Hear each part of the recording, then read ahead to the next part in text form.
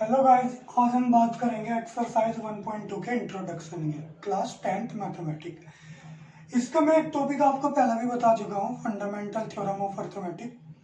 आज इसका दूसरा टॉपिक है कि product of two positive number equal to होगा उन दोनों नंबर के एचसीएफ और एलसीएम के प्रोडक्ट के। तो हमारे पास दो पॉजिटिव इंटीजर का मतलब नेचुरल नंबर। पॉजिटिव इंटीजर का मतलब क्या? नेचुरल नंबर, 1 2 3 4 5 6 ये सब। तो हमारे पास दो पॉजिटिव इंटीजर है ए और बी। यदि हम उनका HCF of A B into LCM of A B, तो ये दोनों क्या होंगे? इक्वल आएगा। उन दो नंबरों का प्रोडक्ट इक्वल टू एचसीएफ और उनके एलसीएम का प्रोडक्ट क्या होगा? इक्वल होगा। इस पे एक क्वेश्चन देख लेते हैं। एनसीईआरटी का एग्जाम्पल है 6।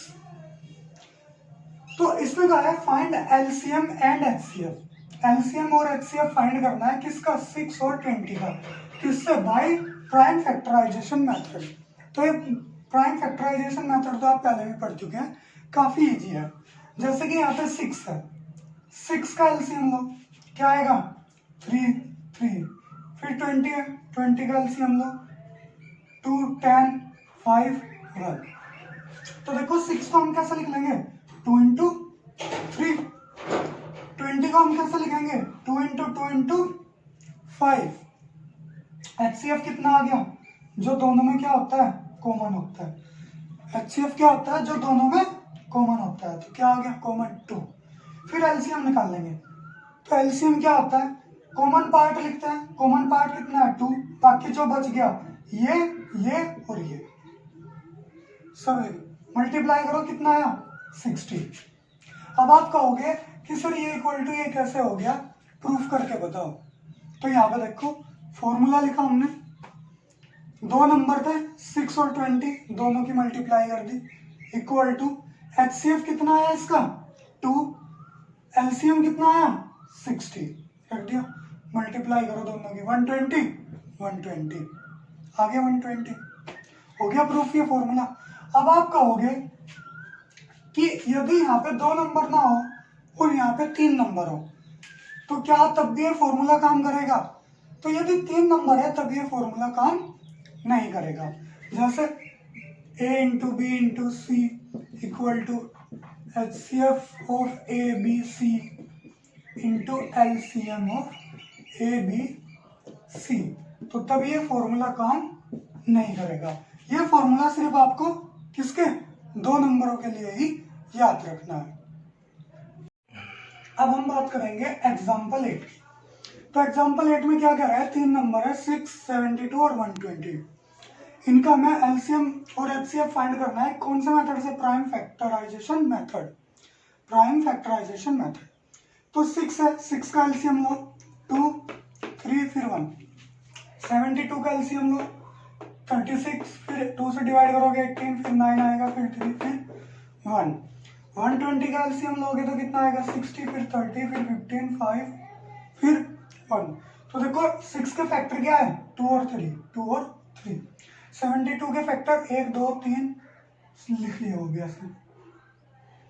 फिर 120 के फैक्टर कितने आए हमारे पास? जो आए वो सब यहाँ पे लिख लिए। अब इसको देखो, इसको तो हम ऐसे ही लिख लेंगे। यहाँ पे देखो 2 कितनी बार है? 1 2 3, तो 2 की पावर 3। 3 कितनी बार है? 1 2, तो 3 की पावर 2। फिर यहाँ पे देखो 2 कितनी बार है? 1 2 3, तो 3 3 कितनी बार है? 1। 5 कितनी बार है? 1। तो एचसीएफ देखो क्या होता है? एचसीएफ का मतलब होता है product of least power. Least का मतलब होता है कम से कम, कम से कम। Product of least power of common factor, least power of common factor. तो जो लीस्ट पावर होगी यानी कि कम से कम, तो कम से कम कॉमन फैक्टर में कितनी पावर है? 2। और यहाँ पे कितनी है? 3 की कम से कम पावर कितनी है? 1। तो कितना आया? 6। या फिर ऐसे देख लो, 2 कॉमन है, 2 आ गया, 3 कॉमन है, 3 आ गया। इसके बाद यहाँ पे आ जाओ एलसीएम। एलसीएम में कहा है product of greatest power. Greatest का मतलब बड़ी, बड़ी से बड़ी, बड़ी से